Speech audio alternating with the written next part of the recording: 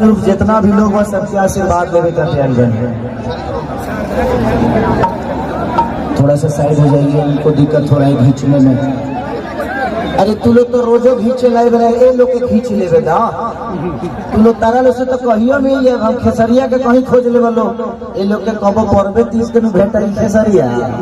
आ कोरोना के बाद पहला बार तो हमारा हाथ में माइक मिल बुझाता है, हमारा हाथ में अगरबत्ती मिल गई बा।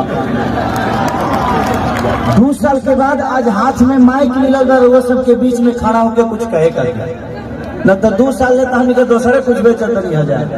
आज पहली बार लाइव वो सामने अपने आप के बेचे के मौका मिलल बा, और ये इतना सुनहरा मौका में हम निकाल बनी जा।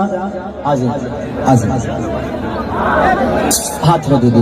ये आपके बीच में स्वर्गीय पहलवान साहब के अच्छा बहन की तरफ से बहुत स्वागत हुई लगते। और बबन जी के जो कार्यक्रम के मुख्य संयोजक के रूप में बबन यादव के धर्मपत्नी